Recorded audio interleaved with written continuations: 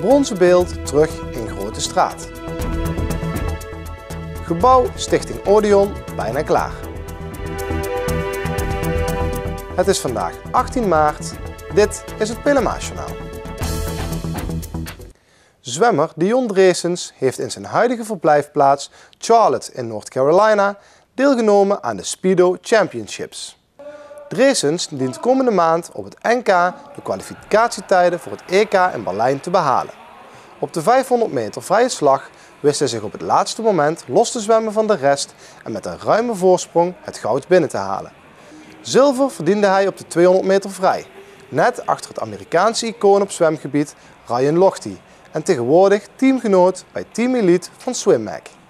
In de laatste finale bij de 100 meter vrij was er een derde plaats voor Dreesens achter Lochte en Hill in een tijd die omgerekend een persoonlijk record zou betekenen.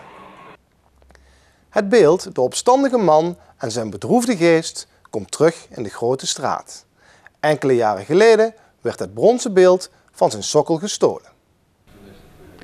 Het beeld werd in 1976 geschonken aan Van Rij. Eerst stond het in de Grote Straat, later op het grasveld bij de Grote Kerk. Tijdens de herinrichting in 2010 kwam het kunstwerk op een nieuwe plek in de Grote Straat te staan, waar het binnen enkele jaren werd gestolen. Een verdrietige zaak waar geen oplossing voor leek te zijn totdat er een ontdekking werd gedaan. Gelukkig was er een tweede beeld gegoten in 1976 toen het beeld gemaakt is. En daar kwam de gemeente en Kruisenkapelle achter en daarom is het mogelijk om van die tweede origineel een kopie te maken. Dus eigenlijk heel zeldzaam dat dat kan.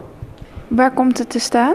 Het komt op de plaats waar het stond, dat is midden in de Grote Straat bij de witte woning, zeg maar, tegenover waar nu Gerry Weber, de textielzaak, zit. De replica is gemaakt van kunsthars en lijkt bijna precies op het origineel. Er is bewust gekozen voor een kopie van kunststof om te voorkomen dat het beeld weer gestolen wordt. Wij hopen dat die niet gestolen wordt voor de oud ijzer, voor het koper. Want die mensen die dat jatten, die voelen wel van en die weten wel wat waardevol is. En dat er vandalen langskomen en dingen kapot maken, dat is van alle tijden. Dat was 100 jaar geleden, werd al het Henseniusbeeld kapot gemaakt. En een paar jaar geleden stond er een heel mooi beeld aan de Wilhelminastraat en de Julianensingel, die grote shopper. Ja, die is ook vernield door een paar bezopen jongens. En ja, dat gebeurt altijd. Maar ik hoop dat dit dus tot in lengte vandaag mooi op die plek kan blijven staan blinken. Het echte bronzen beeld en de replica staan nu in het gemeentehuis. Daar kunnen mensen op een formulier antwoord geven op de vraag: welk beeld is het origineel? De winnaar krijgt een ODA-beeldje uitgereikt. De replica van het beeld wordt in april geplaatst op de sokkel in de Grote Straat. Van Rij mag zich tot de 3 beste congreslocaties van 2013 rekenen.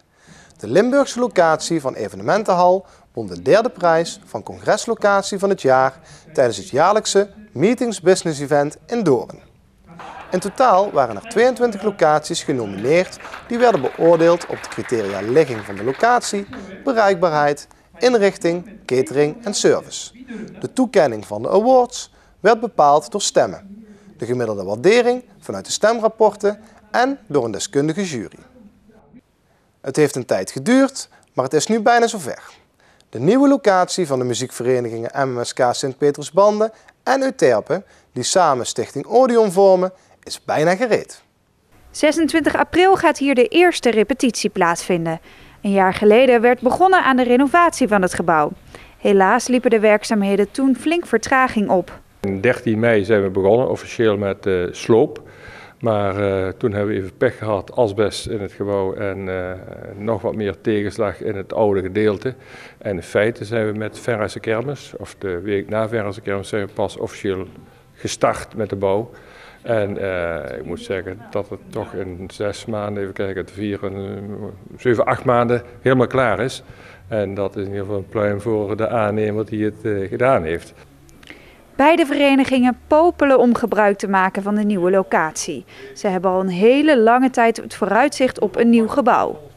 De harmonie heeft inderdaad heel lang gewacht, vanaf 82 eigenlijk al. MSK die zijn ook op de Oostsingel gezeten waar ze weg moesten. Nu zitten ze bij Diana, de handboogschilderij op de Wetteling. En ik denk dat ze heel erg blij zijn dat ze in dit gebouw mogen gaan repeteren.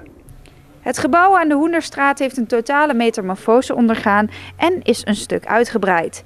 In het achterste gedeelte is de repetitieruimte voor de muziekverenigingen en een grote opslag voor de instrumenten. In het voorste gedeelte van het gebouw komt Stichting Flores, een leerwerkbedrijf dat een brasserie gaat exploiteren.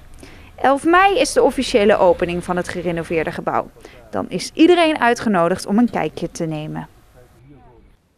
Tot zover dit Pelemaasjournaal.